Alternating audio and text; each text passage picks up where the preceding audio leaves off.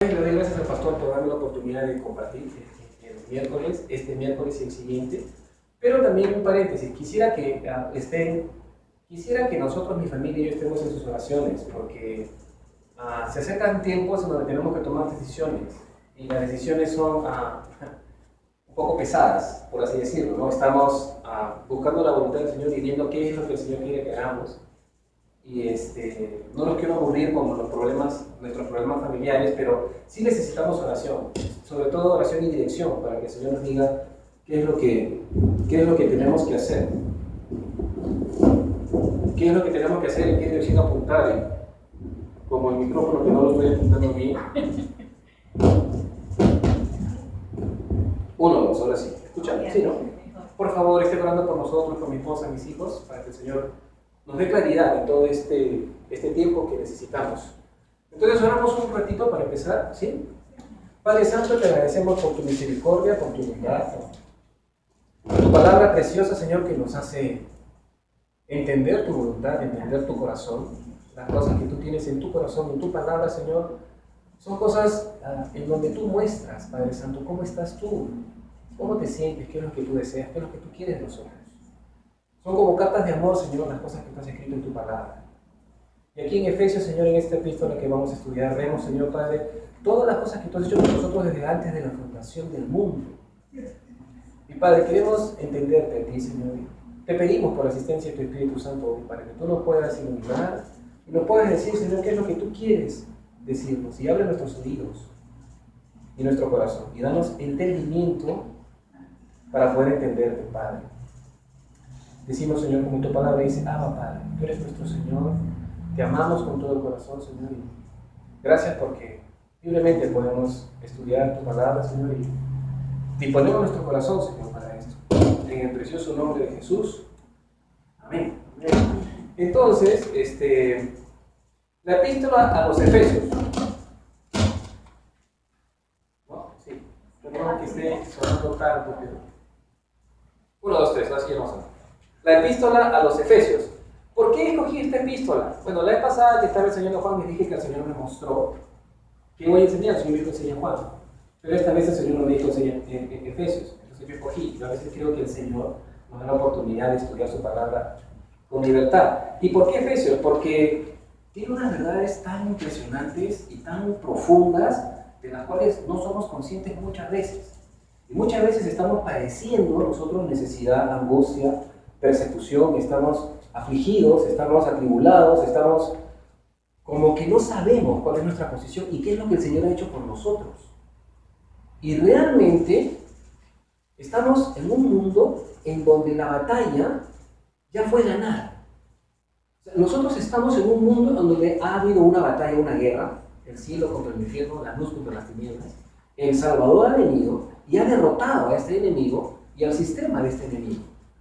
O sea, estamos en un mundo en donde ha habido una guerra, una batalla, pero el Señor ya ganó esa batalla, ya venció. Y nosotros lo que tenemos que hacer es ponernos la camiseta de victoriosos, ¿no? Con el nombre de Jesús y caminar como que ya vencimos con Cristo Jesús también. Y esa es la manera en la que tenemos que entender cuando el Señor nos habla en su palabra. Cada vez que el Señor les habla a ustedes personalmente en su palabra, tienen que tener esto en mente. Isaías dice lo siguiente. Isaías dice, porque hablará el Señor paz a su pueblo. El Señor, cuando usa su palabra, te va a dar paz, te va a dar tranquilidad. Aunque estés leyendo combates, guerras y muertes y cosas que tú dices, wow, qué fuerte. El Señor te está hablando y te va a dar paz. Ejemplo ha puesto Dios aquí, para que nosotros aprendamos. Efesios, como introducción a la epístola, era una ciudad en Asia, lo que ahorita es Turquía y toda esa zona de ahí. Y era una ciudad tan pagana y tan idólatra. Nos sorprendemos a veces con nuestra nación, ¿no? O sea, nuestros países de procedencia. Somos peruanos, conocemos toda la corrupción que hay en nuestro país. Conocemos la corrupción que hay aquí en este país y de los países donde todos venimos. Y nos asombramos, ¿no? ¡Wow! ¡Qué corruptos están! Pero en esta época, Efesios era terriblemente peor. Y Dios escogió al apóstol Pablo para poner en ese lugar tan inmundo, tan pecador, una iglesia.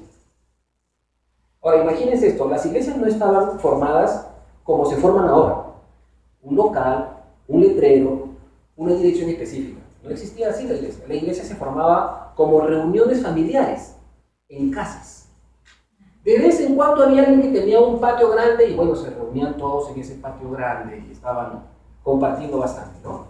Sin embargo, en algunas otras regiones, no en Efesio, pero de repente en Judea, en Jerusalén, sí existían sinagogas. Y en las sinagogas muchos cristianos también participaban o se congregaban ahí. Pero en esta parte del planeta, lo que era Turquía, Efesios, Asia, Asia Menor, todas esas iglesias se reunían así. Entonces, ¿por qué les digo? Porque era muy difícil tener un lugar como iglesia para ir a congregarse. La ciudad estaba plagada de inmoralidad total, había demasiada inmoralidad. Como para que entiendan el contexto histórico en el que la iglesia existía, hay algunas notas que les quiero leer. Efesio era una ciudad importante. Pablo pasó 2 años y 3 meses en esa ciudad, fundando la iglesia. Existían como entre 200 y 500 mil habitantes. ¿Ya? El gobernador romano vivía en Éfeso, en la ciudad de Éfeso, vivía el gobernador romano, ¿no? Y Éfeso llegó a ser como una capital en Asia, en esa época, en una ciudad importante, ¿correcto? ¿Ya? Era la cuarta ciudad importante, más importante del Imperio Romano. Ahora, tenía una connotación religiosa muy fuerte, pero no se imaginen una connotación religiosa como la de ahora. Había una diosa principal, una deidad femenina que se llamaba Diana. Esta señora, que no es otra cosa que el culto pagano antiguo, desde que ustedes leen Génesis, la Torre de Babel, Nimrod, y toda esa historia de Astarot, Astarte, Artemisa, etcétera, de nombre que le dieron en la antigüedad, es la misma diosa, la diosa de la fertilidad. Esta era como una estatua y estaba llena de bustos, de senos, y tenía una corona aquí y era una abominación total. Y en la ciudad se practicaba, la manera en la que ellos adoraban a esta diosa era teniendo prostitución. O sea, existía un templo para Diana de los Efesios en una calle principal y arriba, en los segundos o tercer piso de ese templo, había un montón de mujeres que ofrecían sus servicios sexuales porque de esa manera adoraban a esta deidad. Ellos tenían orgías sexuales para adorar como parte de su culto de adoración a esta diosa. O sea, era una inmoralidad bastante pronunciada. Nosotros ahora nos asombramos con un montón de distorsiones de la realidad, ¿no? El movimiento homosexual, las iglesias y los adulterios, un montón de cosas. Pero en esta época esto era muy fuerte. Tenía una fuerza, pero aplastante. En medio de estas circunstancias es donde el Señor establece la iglesia. ¿Ya? Entonces esta diosa prácticamente tenía el control sociocultural, o sea, toda la economía se movía en base a esto. Vendían templos de Diana, vendían, como ahora algunas religiones tienen sus símbolos, ¿no? Los detentes, varias cositas que usan, ¿no? O las imágenes, o sea, la economía prácticamente dependía de la adoración y del culto de esta diosa. ¿Ya? Había mucha magia, había mucho, ¿cómo le llaman? En Perú le llaman chamanes. ¿Sabes qué es un chamán, no? Son estos brujos que te hacen y te soplan toda la cara con unos líquidos y te hacen la cura y la limpia y no sé cómo le llaman. Hechiceros, pues, ¿no? Brujos. ¿No? Todo esto existía en esa época. ¿Ya? Ahora, es interesante, muchas veces, cuando nosotros queremos servir al Señor, siempre escogemos un lugar bonito, ¿no? Wow, en ese lugar es un lugar tranquilo. Vamos a poner una iglesia allá porque no hay mucho peligro, ¿no? Es una urbanización bonita y no hay peligro. No nos van a fastidiar, casi no hay gente. Así que bueno, allá sería bonito poner una iglesia. Siempre tenemos eso en mente, a veces. Bueno, no siempre, pero a veces. Pero el Señor, en medio de esta ciudad totalmente perdida, dijo a Pablo. Y Pablo se fue para allá, 2 años y 3 meses, estuvo formando líderes. Es interesante, Pablo no escogió dónde ir a servir. Pablo solamente fue a servir y Dios le dijo a dónde tenía que ir. Entonces, este es más o menos el contexto, ¿ya?, de esta ciudad de Éfeso y esta carta. ¿De acuerdo? Entonces, vamos al primer versículo para poder entender lo que el Señor nos quiere decir ahora. Dice, Efesios capítulo 1, versículo 1 dice: Pablo, apóstol de Jesucristo, por la voluntad de Dios, a los santos y fieles que están en Cristo Jesús, a los santos y fieles en Cristo Jesús que están en Éfeso. Gracia y paz a vosotros de Dios, nuestro Padre y del Señor Jesucristo. Versículo 3. Bendito sea Dios y Padre de nuestro Señor Jesucristo, que nos bendijo con toda bendición espiritual en los lugares celestiales en Cristo, según nos escogió en Él antes de la fundación del mundo, para que fuésemos santos y sin mancha delante de Él, en amor, habiéndonos predestinado para ser adoptados hijos suyos por medio de Jesucristo, según el puro afecto de su voluntad, para alabanza de la gloria de su gracia, con la cual nos hizo aceptos en el amado, en quien tenemos redención por su sangre, el perdón de pecados, según las riquezas de su gracia, que hizo sobreabundar para con nosotros en toda sabiduría e inteligencia, dándonos a conocer el misterio de su voluntad, según su beneplácito, el cual se había propuesto en sí mismo. Hasta ahí vamos a leer. Qué interesante, todas estas verdades vamos a, desmenuzarlas para poder entender. Ok, primero, dice Pablo, apóstol de Jesucristo. La palabra apóstol básicamente significa enviado, ¿correcto? Un apóstol es una persona que Dios escoge para ser enviado. En Hechos capítulo 13, el Señor habló directamente, había una reunión de ancianos, estaban los ancianos, estaba la iglesia orando, y el Espíritu Santo dijo: apártame a Pablo y a Bernabé para la obra que yo los he llamado. Entonces Pablo fue llamado para la obra de evangelismo y ser apóstol y ser misionero. Entonces no es un mandamiento que Pablo quiso hacer por propia voluntad.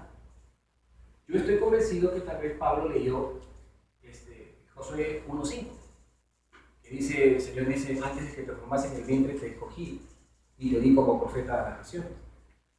Él seguro recibió la confirmación. Ahora, en la actualidad, para entender lo que está pasando a nivel de Iglesia Universal Mundial, hay muchos apóstoles que ustedes escuchan en la televisión, ¿verdad? El apóstol fulano, el apóstol sultano, y el apóstol tal, y el apóstol cual, un montón de apóstoles hay ahorita, ¿no? Pero nosotros en cada Chapel creemos lo siguiente: los apóstoles solamente fueron 3, y Pablo el apóstol fue el último. Los requisitos para que una persona pueda ser apóstol es que tenían que haber visto visualmente al Señor. Visualmente. Y Pablo lo vio al final, cuando estaba camino a Damasco, y se le resplandor del cielo y le habló, y Pablo dijo: ¿quién eres, Señor? Y el Señor le dijo: yo soy Jesús, a quien tú persigues. Dura cosa es dar cosas contra el aguijón. Entonces, Pablo mismo habla de que él fue como un abortivo al final, antes de que se cerrara, digamos, ¿cómo se puede decir? El grupo de apóstoles. El Señor llama a Pablo. Entonces, si nosotros escuchamos por ahí que hay muchos apóstoles, bueno, básicamente no lo son. De repente son apóstoles, no lo sé. Ahora, ¿por qué se atribuyen títulos? ¿Por qué quieren ser apóstoles? Lo que pasa es que en Efesios 4:11 dice bien claro: el Señor constituyó apóstoles, pastores, evangelistas, maestros, ¿cierto? Pero esta constitución está establecida una sola vez. Nosotros como iglesia descansamos en el fundamento de los apóstoles. ¿Ustedes saben cuál es el fundamento de los apóstoles? Se los digo: las epístolas pastorales, ¿de acuerdo? Los evangelios y las cartas de Pedro a la dispersión. Ese es el fundamento de los apóstoles. Todo lo que los apóstoles nos dejaron escrito a nosotros. Y nosotros tenemos el antiguo pacto, el Antiguo Testamento, porque es la herencia que nos dieron el pueblo hebreo, ¿no es cierto? Es la palabra de Dios. Los dos testamentos, el antiguo y el nuevo, confirman el pacto para nosotros. Pero el fundamento de los apóstoles es la palabra de Dios, la doctrina de Pablo, la doctrina que el Señor reveló por medio de Pablo a la iglesia. Todo lo que nosotros practicamos como iglesia está en este fundamento. Entonces, estos que se dicen ser apóstoles, ¿qué fundamento están trayendo? Lo único que hacen es tener un título, un nombre para sentirse diferente de las personas. Y eso ya dice bien claro, ¿no? No estés queriendo que todo el mundo te llame padre. Es más, no digas a nadie padre, porque uno es vuestro padre y todos vosotros sois hermanos. Entonces, en Apocalipsis también hay un mensaje a las iglesias, en donde el Señor dice que había una obra de los nicolaitas que Dios aborrecía. Esto, algunos teólogos piensan que era como una diferencia entre el clero, es decir, como por ejemplo tenemos una imagen muy fuerte en la Iglesia Católica, por ejemplo. La Iglesia Católica tiene una arquitectura de gobierno, un clero, el Papa, que reclama ser el vicario de Cristo, lo cual no es correcto, porque el vicario de Cristo es el Espíritu Santo, ¿ya? Y toda su cúpula organizacional, ¿no es cierto? Los cardenales, los sacerdotes, todo ese sistema de gobierno. Ellos están muy por encima del pueblo. Bueno, esto es un clero, la diferencia. Son los escogidos, o los que tienen la única revelación, o los que pueden interpretar la palabra de Dios. No los estoy juzgando, solamente les estoy diciendo cómo funciona su sistema. Cuando Pablo dice que eres el apóstol, añade en varias oportunidades, siervo de Jesucristo, ¿correcto? Entonces, hay una diferencia muy grande entre ser apóstol como si fuera un jefe, cuando todos tienen que saludarlo así, y un apóstol siervo, una persona que tiene la capacidad de lavarle los pies a los demás. Y el Señor es lo que el Señor enseñó, ¿no es cierto? El Señor cuando dijo así, muchos quieren enseñorearse. Ustedes han escuchado, en Mateo lo dice, ustedes han escuchado que los gobernantes de las naciones se quieren enseñorear de las naciones y ejercen sobre ellas potestad y dominio. Pero entre ustedes no será así, sino que el que quiere ser el mayor será vuestro servidor. Y Jesús dice también, porque ejemplo les he dado, para que así como yo he hecho, en el momento que le lavó los pies a los discípulos, ustedes también hagan. Y Pablo hacía eso. Entonces, concluimos, un apóstol no es una persona que se autoproclama. Un apóstol debería ser un siervo de Dios. En la actualidad, lo que viene a ser apóstol es como lo que es ahora un misionero. Una persona que sale a fundar iglesias y una vez que funda iglesias se establece un liderazgo y se va a otro lugar. Y conozco muy buenos hermanos que tienen esa práctica. Estuvieron en Perú con nosotros en el Instituto Bíblico de Cajamarca, estuvieron fundando iglesias y se fueron a Chile y están en todo lugar donde van. Y levantan iglesias y están viajando. Entonces, más o menos esa es la idea de lo que es un apóstol. Lo importante que tenemos que tener en cuenta aquí que dice, por la voluntad de Dios. Leamos el versículo, por favor. Dice, Pablo, apóstol de Jesucristo, por la voluntad de... Amén. No es por su propia voluntad, ni por la voluntad de otra persona. El llamado es una cosa que Dios te va a decir a tu corazón. Te va a dar a ti personalmente. Muchas veces pensamos que no tenemos un llamado como el del apóstol Pablo. Pero déjenme decirles algo. Tienes un campo misionero en tu trabajo. Tienes un campo misionero con quienes trabajas, con quienes te relacionas. Con tu familia. ¿Cuánta familia que no es cristiana conoces? Ese es tu campo misionero, ahí debe ser. Y tienes un llamado. ¿Sí? Versículo 2. Gracia y paz a vosotros de Dios, nuestro Padre, y del Señor Jesucristo. Gracia y paz. Cuando nosotros queremos entender la voluntad de Dios, a veces nos hacemos bolas, ¿no? Señor, ¿cuál es tu voluntad? Por favor, ¿qué hago? Pero el Señor dice, gracia y paz. ¿Qué es la gracia? ¿Por qué el Señor siempre nos da su gracia? ¿Qué cosa es la gracia? ¿Cómo lo entendemos? Dice, gracia y paz de Dios a vosotros. Gracia y paz. ¿Saben? La gracia es algo que Dios te da, aunque tú no lo merezcas. Es algo gratuito.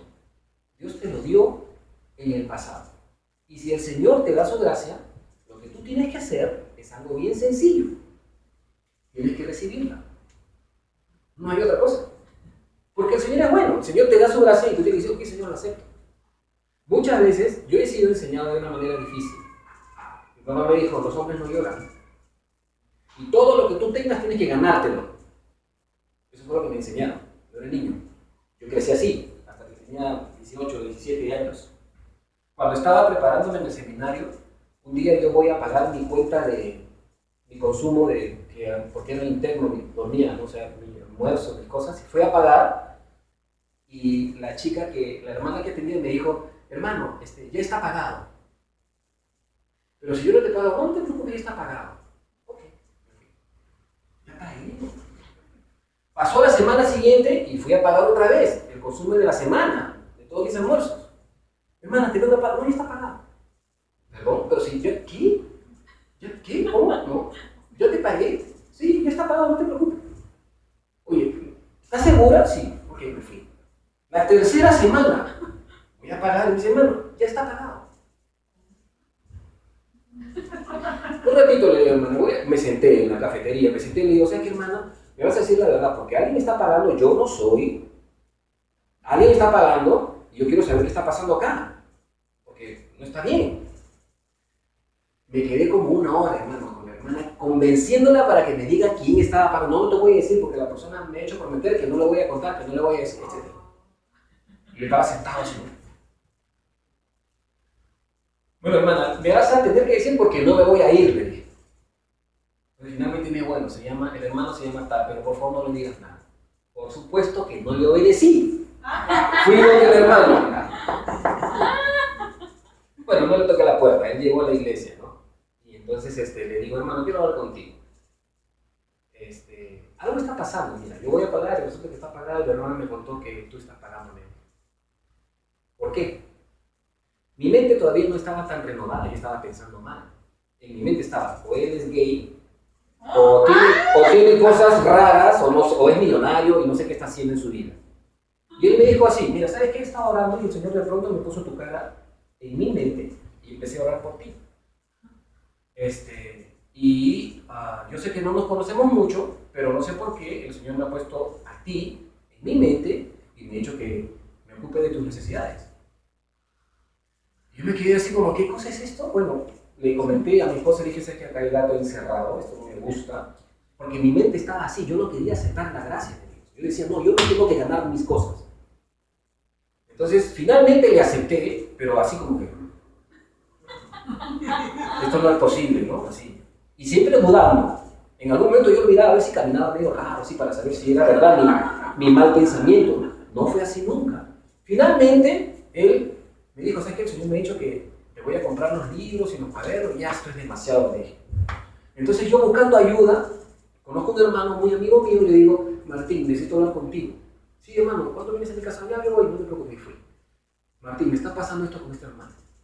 Y este hermano fue bien sabio, el Señor lo usó, y me dijo de frente, me dijo así, Iván, ¿cómo ha sido tu relación con tu papá?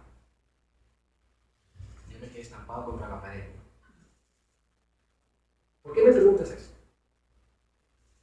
Porque Dios, me dijo, está usando a este hermano para mostrarte un corazón de padre. Y yo le conté que mi papá me había quedado así.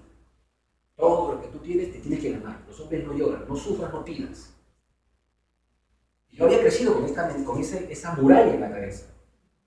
Y Dios estaba usando a este hermano Carlos Gallo, se llama él, y lo usó durante mucho tiempo, varios años. Y yo tuve que entender que Dios me quería bendecir y que quería cambiar la imagen que yo tenía de mi padre, porque cuando somos niños proyectamos esta imagen con nuestro padre. Así como mi padre me trató, y yo lo trato a él, cuando vamos al Señor, tratamos a Dios como si fuera nuestro padre. Y tenemos esa manera. Si mi papá de chiquito a mí no me compró un regalo, entonces yo en mi mente está, Dios no responde a las oraciones. Porque mi papá nunca me dio lo que yo quería. Yo quería el juguete del Robotech y nunca me lo compró. Y cuando yo voy a orar, Señor, te pido esto. Entonces en mi mente está, no creo que el Señor me lo dé. No creo. ¿Por qué? Porque yo nunca recibí de mi Padre terrenal el regalo que le pedí. Sin embargo, Dios no es así. Entonces, esto se llama gracia. No tiene nada que ver con lo que tú hagas o quieras hacer. O sea, tú no puedes hacer nada para que Dios te derrame su gracia. Simplemente tienes que recibirla. Eso es todo. No tienes que hacer nada más, absolutamente nada más. ¿Y saben por qué les comparto esto? Porque muchas veces nosotros padecemos necesidades, o estamos enfermos, o estamos en una circunstancia muy difícil por no aceptar y recibir la gracia de Dios. Y la gracia viene, bueno, hasta ahorita lo que he podido comprobar es de dos maneras. Directamente de Dios, como hemos visto en el Antiguo Testamento, ¿no? Los milagros de Dios y la provisión de Dios, el maná, las codornices y todo eso. O lo que nosotros llamamos providencia, que puede usar a un hermano o puede usar alguna circunstancia para que te favorezca.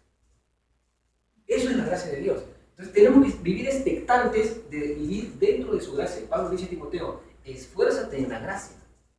¿No es cierto? Entonces yo tengo acá unas pequeñas notas que se las quiero leer, ¿sí? Porque lo saqué de un texto de consulta que uso y es muy bueno. Voy a leerlo rapidito. Dice así: la gracia es la acción espontánea de Dios, de acuerdo con su propia naturaleza como amor. No exige el cumplimiento de promesas ni obligaciones. Interesante. No exige el cumplimiento de promesas ni obligaciones, sino que actúa naturalmente con justicia apuntando hacia la cruz. Dios nunca va a querer que tú estés haciendo cosas para agradarle más.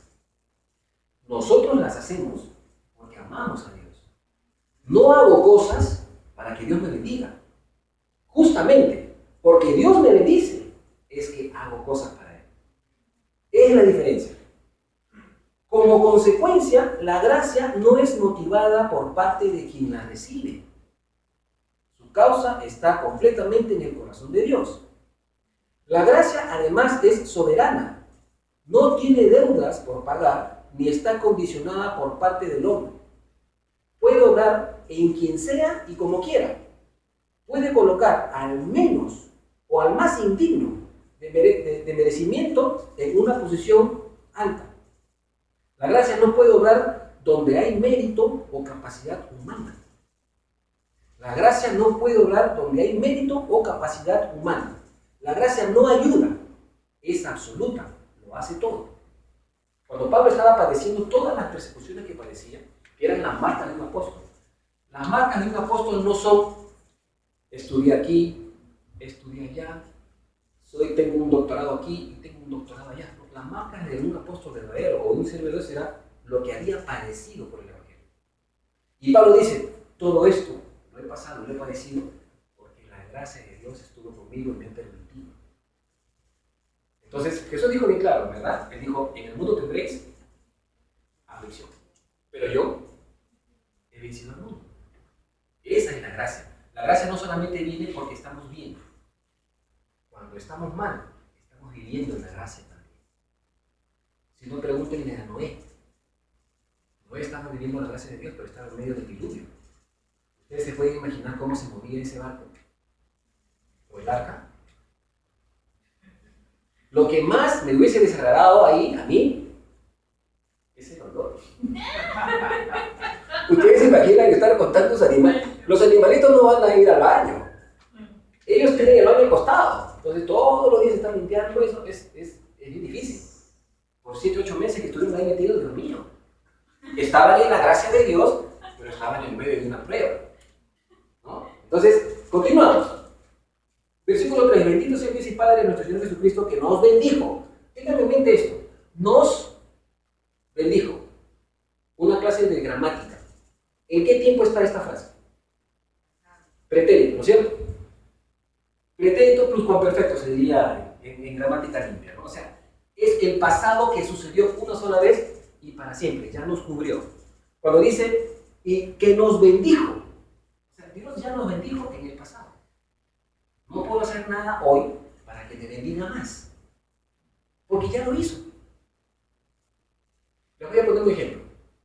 Cuando el Señor sacó a Moisés de Egipto, y estaban camino hacia la tierra prometida, Dios, a propósito, los llevó por la ribera del Sinaí, ¿no? Para enfrentarlos contra el mar. ¿Están? ¿Se acuerdan? Dios los saca de Egipto y los pone frente al mar. Pero yo pues, Señor, ¿por qué? Vamos recto y mejor, ¿no? Pero los llevó por ese lado. Ok, entonces, ¿qué fue lo que pasó? El pueblo estaba asustadísimo porque el ejército venía corriendo detrás de ellos para matar a todos, ¿no es cierto? Y el pueblo estaba gritando, auxilio, me ahogo. Bueno, no estaban dentro del agua, pero estaban gritando. Y de pronto, Moisés se pone todo nervioso, le entra la crisis de ansiedad, le entra el pánico, se pone a temblar. Imagínense a Moisés lo siguiente, tenía 80 años, ¿sabes? No tenía 50, no tenía 40, no tenía 70, tenía 80 años. A los 80 años Moisés estaba como que, Señor, ¿y sabe lo que le dice el Señor? El Señor le dice, ¿por qué clamas a mí? Levanta tu vara tú, divide el mar y pasa tú y tu pueblo. ¿Se da cuenta de lo que Dios hizo? Le hizo consciente.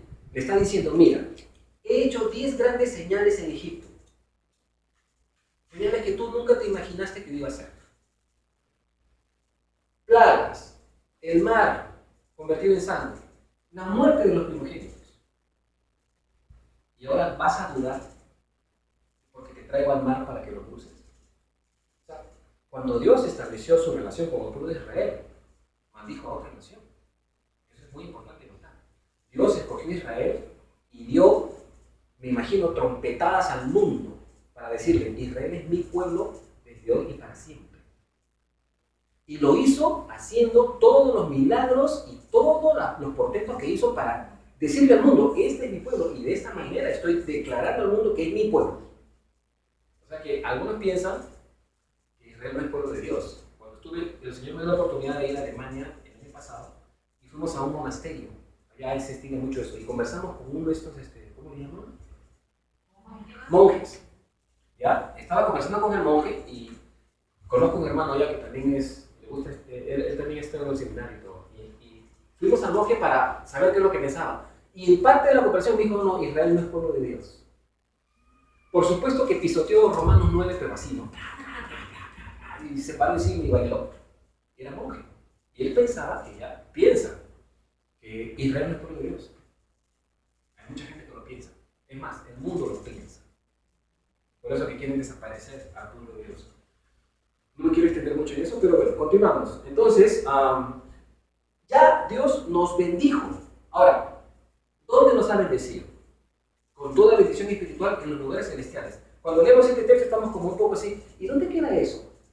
¿Con qué avión llego para allá? ¿Qué significan los lugares celestiales? Cada vez que leemos esto siempre estamos, sí, el Señor me ha bendecido en los lugares celestiales. Sí, el Señor me ha bendecido. Pero la verdad es que no tengo ni idea de dónde quedan esos lugares celestiales. ¿Dónde estarán esos lugares celestiales? Lo voy a explicar.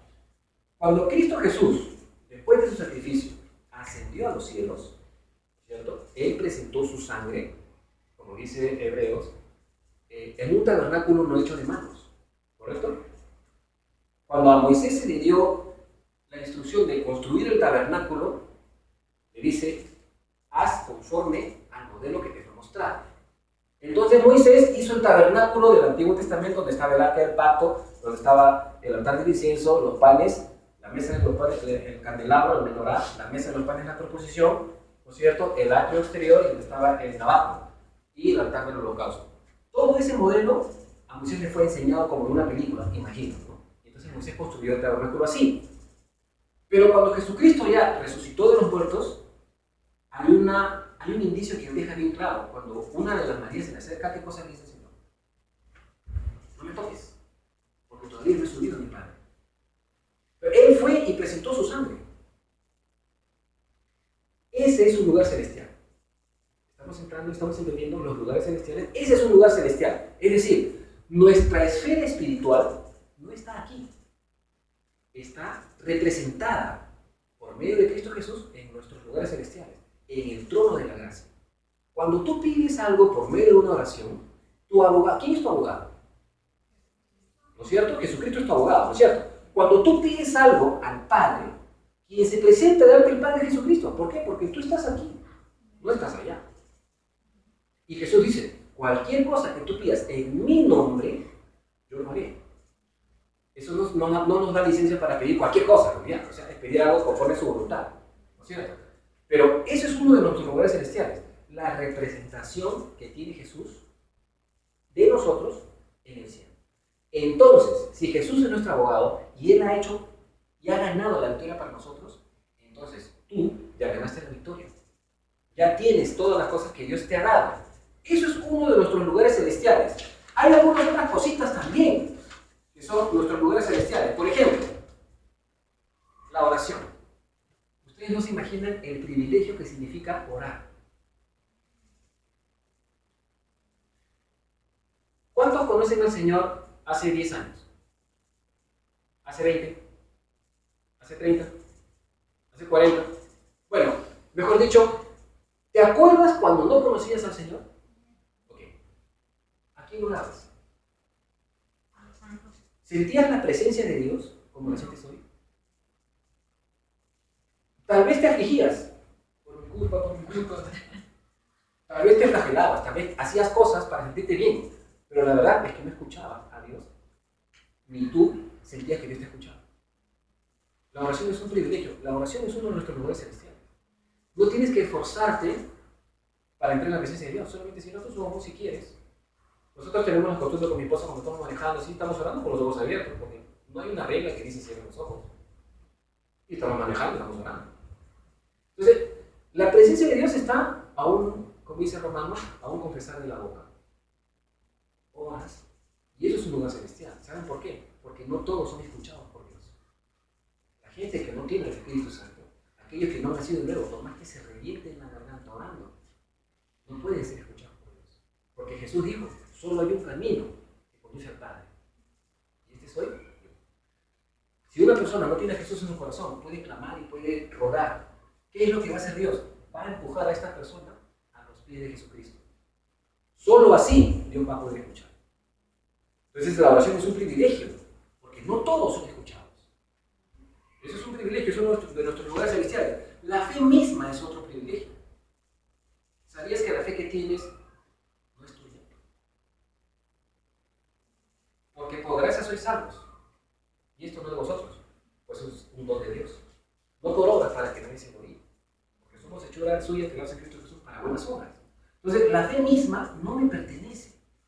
Es algo en lo que yo no tengo la capacidad de tener por mí mismo. Me ha sido dado por medio del Espíritu Santo. Y esa fe es un lugar celestial. Puedo tener fe para orar. Hebreos 11:6 dice, porque el que se acerca a Dios, es necesario que crea que está Dios ahí, que le hay, y que es galardonador, o que recompensa a los que le buscan. La fe misma es un lugar celestial. La palabra de Dios es un lugar celestial. ¿Con qué limpiar Pablo su camino? Con guardar tu palabra. ¿Y por qué lo tiene que limpiar? Pues porque ya está sucio. Nacimos así, ¿no es cierto? El fruto del Espíritu Santo, los dones del Espíritu Santo. Estos son nuestros lugares celestiales. Entonces, hay muchas cosas que a veces no disfrutamos porque no las podemos reconocer. Cuando las reconozcamos, entonces nuestra comunión con Dios va a ser un poco más estrecha. Versículo 4 dice, según nos escogió en Él antes de la fundación del mundo. Entramos a una cosa medio profunda aquí. Dice, según nos escogió Él antes de la fundación del mundo. El domingo antepasado les hice hacer un ejercicio. ¿Se acuerdan del ejercicio? ¿Sí? Cerraran los ojos y se imaginaran a una persona que no tiene ni principio ni fin, y luego descubre en qué momento de esa eternidad donde no hay principio ni fin, Dios decidió escogerte a ti. Es muy difícil, ¿no? Si Dios, que no tiene principio y fin, que es eterno, que todo lo sabe, que todo lo conoce, que conoce el principio y el final de todo, me dice a mí que me ha escogido, entonces, ¿en qué momento me escogió?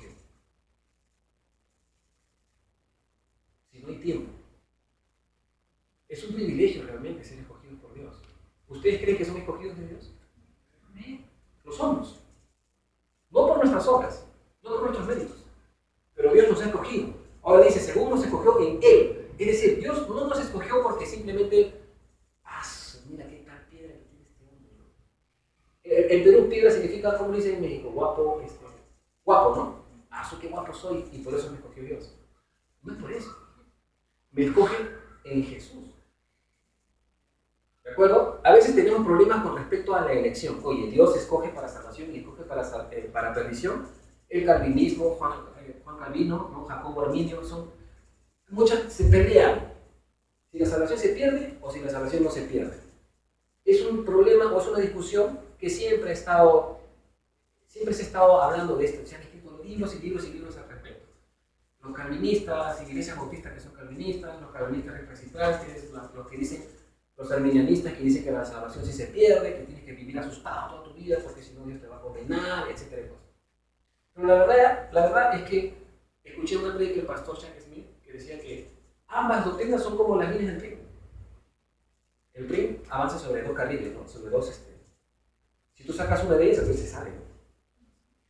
Entonces, 2 vías, ¿no? Entonces, si una persona viene y te dice, la salvación no se pierde, pero ¿qué cosa